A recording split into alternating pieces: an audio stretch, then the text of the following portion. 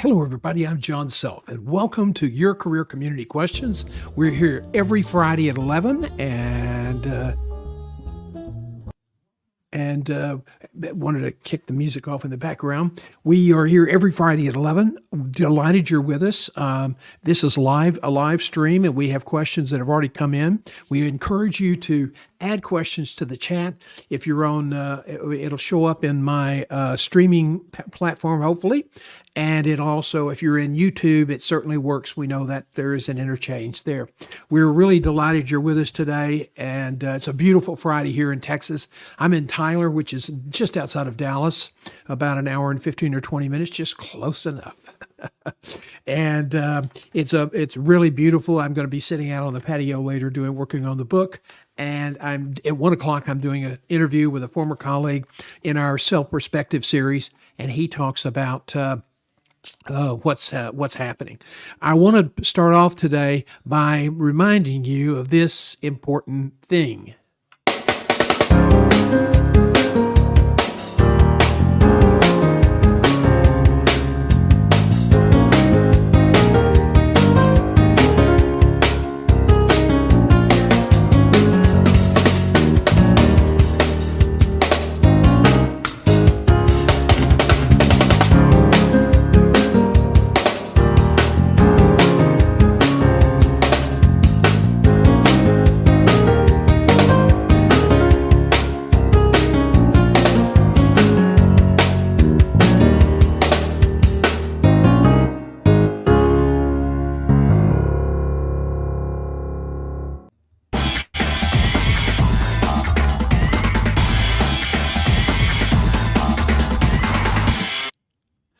So, welcome to Career Questions. I did want to talk to you just briefly because we've got limited time today. But if you have questions, I'll stay here as long as you submit them. But on the 27th of April, I believe that's right, at 9 a.m. to noon, we're doing a comprehensive career boot camp. So if you're in career transition, or if you're concerned you might be in career transition, we want to encourage you to come. It is free. Registration will start on Monday at 8 a.m.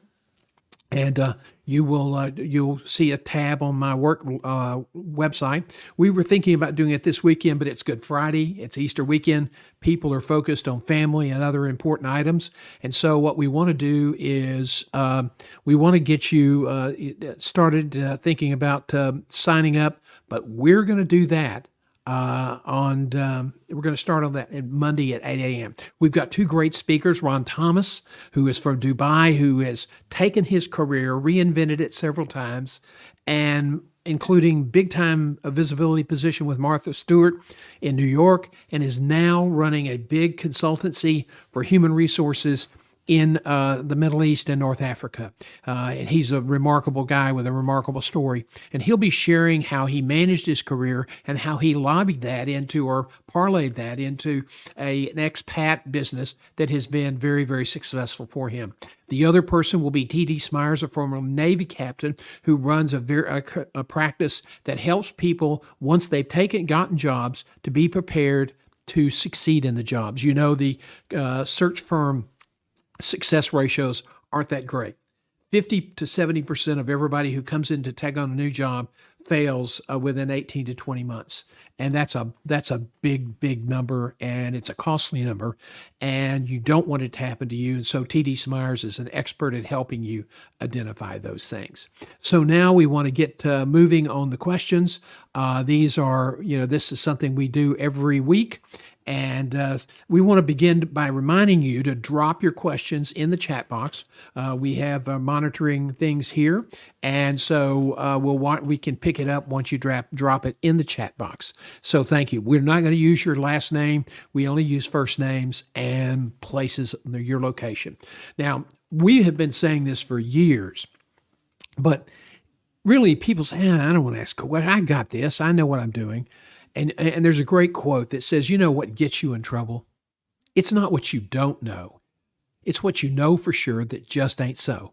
And in the world of career management, in the world of job search strategies, so many things have changed, and they continue to change at a very rapid pace. And so we're here to help you navigate that landscape. So the dumb questions, Those are the ones you don't ask. Okay, let's start off here. Rick in San Antonio says, on Wednesday in your office hours, you talked about how we are multiples, all salespeople. I'm not really comfortable with that characterization of what I do. I really chafed at that because I don't think that represents my work. Then you use the phrase walk worthy. I may have missed something. Could you provide more clarification? Well, there's a survey that says 1 in 9 Americans are actively involved in sales, and the other 8 are too. Let me tell you what I mean by that. When you are trying to convince a colleague to support your proposition or support your change, so you're trying to convince your employees to buy into these new policies. You're trying to educate people about new products and services and new ways of doing things. When you are trying to get your 9-year-old son Daniel Pink says, to take a shower after baseball practice. All of those things have sales qualities in them. You're either cajoling somebody to do something for you, you're trying to convince your spouse to, hurry up, you're trying to convince your son to practice a little better hygiene, and 9-year-old boys, that's sometimes where it begins to slip. All of those things are sales-oriented. And it's particularly true in job interviews. If you just go in and tell them about who you are, the chances of you getting the job are very, very low. If you go in and sell who you are, the chances are you will have you'll be very competitive in position. You can't always assume that the employer is going to make the right decision because the statistics show that's not the case. But if you go in prepared, if you go in knowing how to sell your value, you'll be more successful. Walk the worthy. A lot of people don't have a lot of confidence in themselves, and I really suffered from that earlier. So I was a big extrovert talker, but that doesn't mean that in later life I'd be a great salesman. Matter of fact, there's some evidence that suggests that extroverts aren't always the best salesmen. But what I did do is I enjoyed people, and what I learned over time by achieving success with the help of some really great and wonderful people, that I was worthy, that I deserved the success. And so when you need to walk worthy. You need to have confidence in yourself. So, Rick, I hope that satisfies everything for you. Baseball season starting in San Antonio pretty soon with the minor league team, and so I hope you guys do well. But I'm a baseball guy more than a football guy, and the season is here. Let's see. I just got laid off. This is from Kathleen in Boston. I just got laid off. They said it was performance related, but my team leader whispered in my ear that it was for financial reasons, not performance, and he would give me a good recommendation. I haven't been in the job market 7 or 8 years. Everything seems so different. Honey, you are spot on. Pardon that phrase, but you are right dead bang on. It has changed in the last 7 or 8 years. It's changed dramatically in the last 3 years. So let's talk about that. First of all, you really need to understand your value, and you need to understand that automation is driving the process now. If you submit online, nobody's going to see your resume until the computer says, this one qualifies. This person meets the criteria we've established. This person has even used the keywords, and they get a high scan score. So that's how you get to move that forward. So customization of your resume is fine. It's important, and that's going to be talked about in our career boot camp on the 27th of April. Now, the other thing is that because automation is so heavily involved, you really need to build your network. And if you don't have a network yet, then don't let another day go by without starting. And you need to have a career plan, and so that your network makes sense. So what do you want to achieve? Well, you want to build a network around people who can refer you to other jobs in case you lose a job. But it's also people that you enjoy and would like to, would be willing to support them. So that's what networking is all about. LinkedIn is a great way to get started, but LinkedIn is not a relationship builder. LinkedIn is a connection builder. And LinkedIn is a valuable, valuable tool. And recruiters are all over LinkedIn. So you want to be visible. I hope those few things have helped you. You can visit our website at johngself.com. We have a membership program that you can join and get access to all of our online on-demand career education programs They're up there for you, and you get huge discounts on one-on-one coaching. So we encourage you to become part of our career membership group, Your Career Community. Okay. Kathleen, again, if that didn't answer everything, or if you have some more questions, get in touch with me at info@johngself.com, and we'll give you more information. I'm frustrated by all the articles and YouTube videos that discuss customization of the resume, something I just mentioned. Why is that necessary? Are recruiters that lazy?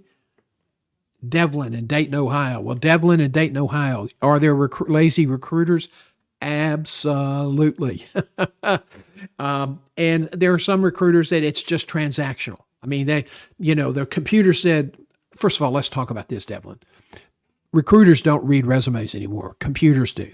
So when you submit online, you're one of 150 to 200 or 300 people. And so the computer's going to go through that. If your resume is just generic and you're sending the same resume to every job, if your resume does not align with the job that computer is scanning you for, if you're not using their keywords and phrases to describe your experience and your accomplishments, you will probably not get picked up. In fact, the research shows that for every 10 resumes that are submitted, only 2 or 3 are seen by humans. The rest are ejected into the dark black hole. So that's why it is not that they're lazy. It is now employers are doing more of the recruiting themselves. Employers are worried about cost, and so automation reduces the cost. They're worried about how long it takes to get talent in the door. So automation technically is designed to speed up the process. Listen, we are just at the front door of how automation is going to reshape recruiting and talent acquisition. Get ready. It's going to change even more in the very near future. And we have to get up early, stay up late, trying to keep up with all of the changes just to help you. I remember I spent 27 years as a global executive recruiter, and I've recruited all over the world in 6 countries on 4 different continents and across the United States. So I've interviewed a lot of people. I have seen a lot of people make mistakes, so in the Career Boot Camp, we're going to have a lot of information, I think, that will help you avoid those mistakes and will help you understand why. These are not lazy recruiters necessarily. This is the way talent acquisition is going in the future. Let me pick up on a piece of the answer I gave a few minutes ago when I said you've got to have a network, okay? Networks help you bypass the bots at the front door and go in the side door and get introduced to the hiring manager. And that's what you really want to do. Let's check on time. We're doing good on time. Devlin in Dayton, Ohio. Hope that helped you. This is from Mary Louise in Northampton, Massachusetts. My gosh, my daughter went to Smith College in Northampton. It's a beautiful city. My LinkedIn profile is up to date with a professional shot, but I have read several articles that say I should add new posts on a regular basis, even if I'm in the job, and if I'm in the job market. Why do I need to keep adding posts? How does that help? I worry about my privacy. Well, Mary Louise, I can appreciate your privacy. Let's start at the top. First of all, you got to have a good picture. That research shows that when people are looking manually reviewing resumes, although that's going to become something of the past in the next 2 to 3 years, that the good picture attracts and gets people to pay attention to your profile. But let's go back and talk about what's happening at LinkedIn. LinkedIn is become a huge, huge billboard. There are over 1 billion people who are now LinkedIn members, and probably 20 or 30 million scammers or more. I get these things all the time from people that you seem like a nice person. Could we communicate? And usually what they want you to do is go to WhatsApp and get off the site. Listen, this is about business connections. Don't waste your time on LinkedIn trying to build social connections. That's inappropriate. You want to build business connections. And connections are important because connections are how you develop relationships. So the first thing I'd say about LinkedIn is it's got to be an active tool. I'm a reader, and when I read, I've got all of my pens and all of my accoutrement here. I see the camera's smaller here because I'm on the side. So I have that, and I have all these sticky notes, and so I'm an active reader. You need to be an active communicator, an active connector, an active networker to build relationships. The other thing, when you do have posts on a frequent basis, that is something that's going to catch the scanners. Let's talk about LinkedIn scanners. A lot of corporations pay LinkedIn a lot of money to give them job descriptions. Then the LinkedIn scanners take take an algorithm from that job description and can go through thousands of LinkedIn profiles in not too much time. Okay, so what this means is instead of you applying for a job and there may be 100 or 200 applicants, there may be 2,000 or 3,000 applicants. Now, all 2,000 or 3,000 definitely are not going to be interested in that job, and you're not going to be competing against 2,000 or 3,000 for the job once the initial screening is over with. But you have to have a profile that is constantly being updated so that the scanners will recognize that, and so the scanners will pay attention. I've just had 2 clients place in my outplacement practice, and they got the job, found out about the jobs because people saw their post on LinkedIn, on their website or on their LinkedIn site. Some people are using videos. This is really, really, really smart. Why? Because who's in the recruiters' chairs now? They're millennials and quickly Gen Z's coming up. What did they grow up on? They grew up on short videos. Hi, I'm John Self, and I just wanted to introduce myself. I'm so-and-so, and you do talk about your value and your success. Really quick, really tight, but emphasize your value and your successes and your skills, okay? And so you have that on LinkedIn as a featured point of interest, and that can help you attract the attention of recruiters once they've identified you as a possible candidate, and once the computer has decided your resume is worthy of further consideration, then that helps. Now, the other thing we want to be sure to mention is that trained recruiters, executive search consultants like me in the past, I'm a full-time coach now, but in the past for 27 years, it was all about who we knew and looking at the resumes. And so we didn't rely on automation or computers. Some of the big firms today are beginning to do that only to search their own internal databases. It's not as cutthroat as it is when you're submitting among 200 or 300 people for a specific job. So LinkedIn is extremely important. You need to be vibrant, vital, robust. You need to be seen, and you need to have content so that the computers can see you. If you're not active on LinkedIn, you're invisible. Mary Louise, I hope that helps. If you have any other questions, LinkedIn is another thing that's changing like crazy. If there's anything else I can help you with, you can get in touch with me at info@johngself.com. We're happy to help you, and we can even set up a one-on-one complimentary telephone call if you have additional questions. When a recruiter or employer asks me to tell them about myself, what information should I share? This is one of the most common first questions that you will get in a job interview. Why are you interested in working for us? Or tell me about yourself. They're both kind of the same question. Here's what we recommend. Don't give them a quick rundown of your resume unless they specifically ask for that. And usually when they do that, it's going to be walk us through your resume, that kind of question. So what they really want to hear is a little bit about who you are. They want to hear about your value. They want to hear about your skills, and they want to hear about your successes, and they want to know why you want to work for that organization. And one person said, I've done this, this, and this. And the reason I'm here today is that this job is, I really was excited by what you're trying to achieve, what you're trying to recruit. I think I can do this job very, very well. I think my experience and my accomplishments align with what you need. And that's why I'm here today. So that would be one. It's called a value brand statement, and that's covered in our coursework online at Your Career Community. The membership is only $49 a month. There's no contract. It's month to month, but you also get access to our newsletter and other support things.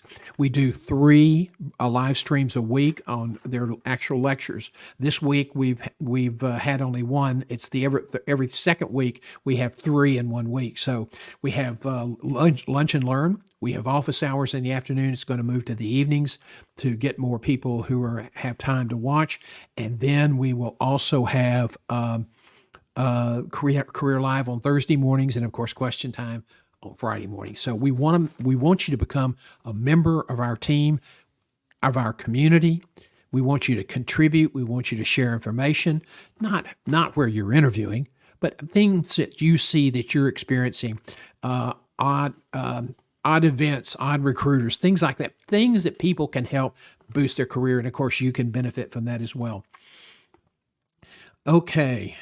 What is the most powerful response you hear a CEO applicant give in an interview?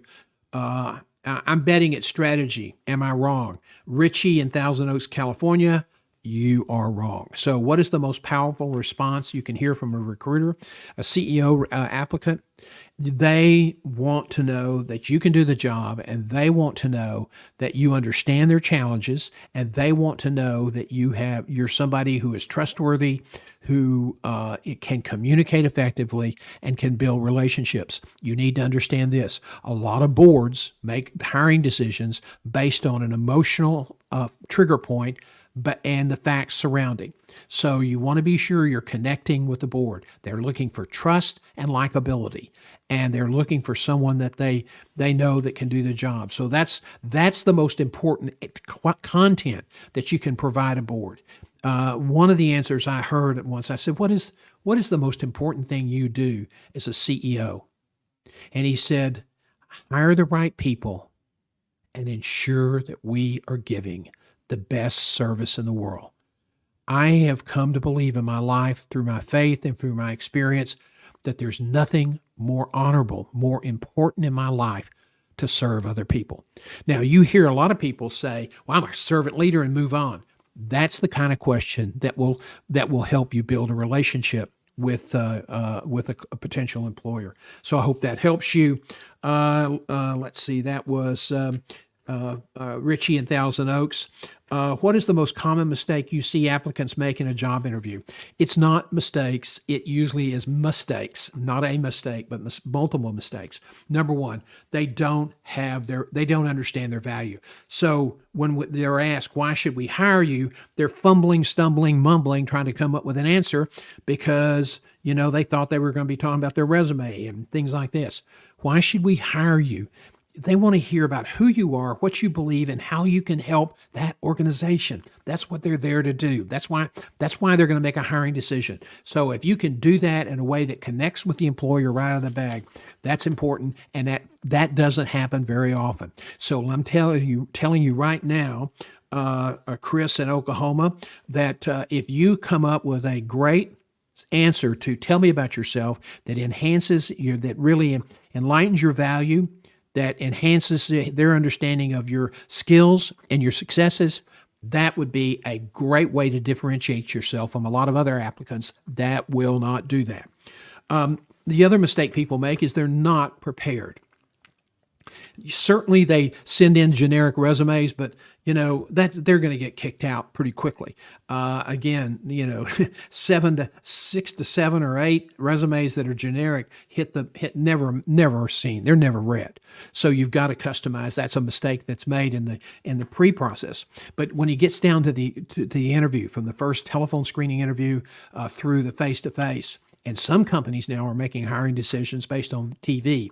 But some of the common mistakes are that they're just not prepared, and they don't connect the dots between my skills, my success, and your needs as an employer, and specifically for this job. I saw one candidate look up and say, I'm here today because I want you to know you can trust me. I understand these problems. I've dealt with these problems before. And you can trust me to get this job done. And that person got the job. Let's see. Suzanne in Topeka. Hey, Suzanne in Topeka. How are you? What is the best answer to the question, tell me about your weaknesses? Well, a lot of people don't like that question. Get over it. It's going to get asked. Why? Because people want to see how you respond to a negative element about yourself. So don't dig your heels in and try to not answer the question, because you're just shooting yourself in the foot. Here's a couple of good answers I heard. One is mine that I used, and another was an applicant for a CEO job and for a small community company up in the mountains in Oregon. And I asked him, I said, tell me about your weaknesses. We'd already talked about his strengths. And he looked up and smiled and he said, maybe we better call my wife first. Now, when the board, I was recording the videos, the interviews as I usually did, and would give the board a 12 to 15 minute summary of the applicant who was answering the questions. The board members all laughed. The men nervously, the women knowingly, and everybody who'd been sitting like this with their arms folded leaned in. We like this guy. He has a sense of humor. He seems like a really nice guy. Now, they didn't make the decision based on that answer, but that bridged the gap and that put him on their side of the fence so they now could start to get more comfortable with him. Remember, decisions are made based on emotion, facts, and likability and trust. So that's something to consider. Me, I've always been a talker. Several of my girlfriends said that I was full of it as a Christmas turkey. One of the things that I really struggled with this for a long time, and I tell people now my answer is what is what is a weakness? And I'd say sometimes weaknesses are just strengths run amok. I am a communicator. I enjoy communicating with people. I enjoy doing live streams. I enjoy connecting with people to help them with their life and their career. But, my father once said, this kid could chat up a brick wall. And so I have learned over the time to be more visible and more self-aware of how people are reacting to the content of my information and to the length of my response. And I've made a lot of progress. Even my wife says so. So, those are a couple of answers. I've been very successful with that answer. I know somebody else who used it similar because he had a similar problem. And he got laughter and everybody decided, hey, this guy's okay. He's got a sense of humor. What do you suggest I do to prepare for a VP of logistics operations in retail? I'm very experienced. Well, okay, Elizabeth in Montclair, New Jersey, thank you so much for joining us today. Just a note, if you have any questions, we've gotten a couple online, and so we appreciate that. Hey, Elizabeth, let's see, Elizabeth in Montclair, thank you. Here's what you need to do. Number one is every job has categories, okay? If you're a logistics person, if you're over a logistics company, you're going to have an expense budget. And you're going to have a governance budget, a governance category. And governance may mean you're reporting to the board, or governance may mean that it's how you relate with your peers and your direct people you report to. You also will have marketing. To some extent, are you successful in expanding your division and your success? You're going to have financial operations. Are you successful at managing so that you produce a positive contribution margin? People are also, the human capital piece. And so you put all those categories down. In every job, they have a lot of overlapping categories, but you put every one of them down. And then you talk about what are my strengths in human capital? What are my weaknesses? Then you want to think about your strengths in human capital. What have you done in human capital to say reduce turnover rate or to improve your success rate in recruiting or any of those areas? And then list a couple of quick examples, because when you wrap facts and figures about turnover rate or about time to hire, cost to hire, any of those things, the facts by themselves are just going to, people, if they don't identify with those facts, they're just going to tune you out. But when you wrap facts around a story or an explanation, then those are always remembered. So that's one thing you want to do. We have a core and categorical form. If you'll email me at info@johngself.com, I'm happy to share it with you. We're going to be talking about that in the boot camp on the 27th of April. And so we hope that you'll join us for that 3 hours on Saturday morning. It will be available. If you can't join us for Saturday morning, go ahead and sign up. It will be available through the weekend at no cost for you. We're not charging for this boot camp. Okay, we are just about out of time, and I think this is the last question we're going to take today. I'm interested in generating a new side hustle in the event of a post-election layoff in my company. I'm not interested in Uber or DoorDash or that kind of activity. It's too demanding for a meager return. I have experience in public policy in the areas of healthcare delivery, cost, and quality. I'm also an active gardener with impressive vegetable and herb gardens. Any ideas?